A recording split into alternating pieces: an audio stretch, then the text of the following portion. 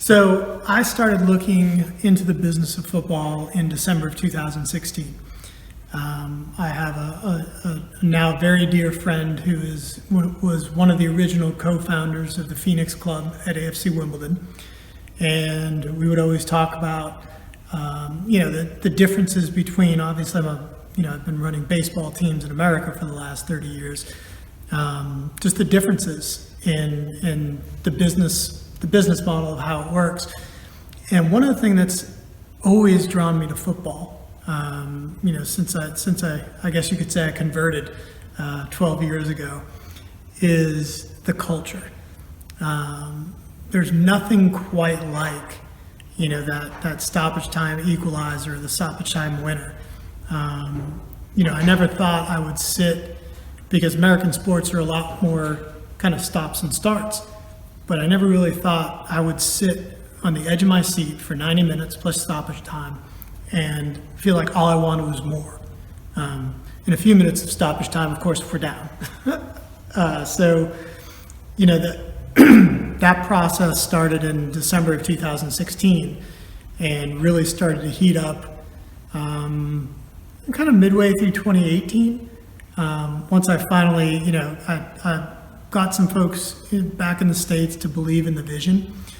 And, the vision is, this club has always had a footballing ambition to be a football league club, but there hasn't been that business ambition to back it. I'll always have opinions, but he's the gaffer.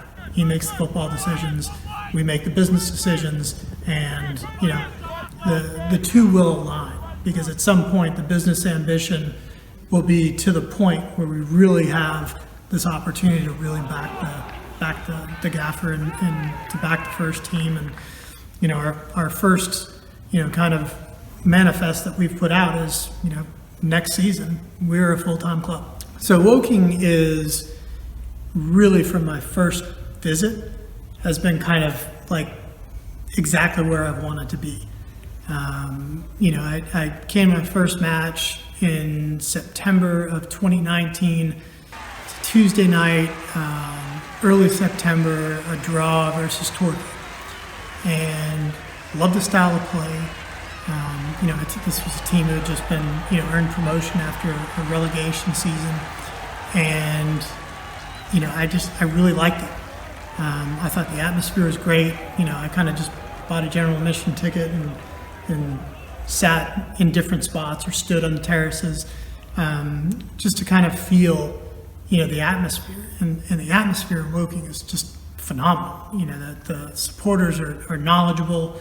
Of course, all of us. And I'm a supporter. I'm a businessman, obviously, but the reason that Woking is such a special place to me is because, over the last year and a half, I've fallen in love with this club. You've got a lot of charismatic players. Obviously our gaffer is about as charismatic as they come.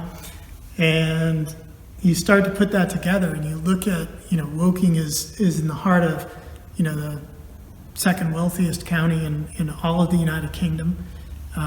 We've got a ground that's, been here for nearly 100 years. And we've got generations of fans that have been supporting this club for as long as they can remember. And this is a community club. And that's something that's so important to me, because I'm very community driven. I believe in servant leadership. I believe that we are here for the community, and were it not for the community, there wouldn't be a football club. So to raise the stakes with our relationship in the community, the community's relationship for the club, I view myself and my partner Drew as really stewards. This club belongs to the community. We're here to help direct it and help it achieve, along with the board of directors and the staff. But really, what it comes down to is this club doesn't exist without supporters. And, this community is really, I think, crying out for football league. And that's, in our short range plan. We want to be a football league club. We want to bring this to this community because this community deserves it. It has earned it over time. And I couldn't be more chuffed to be part of the group that would bring football league football right here to Woking.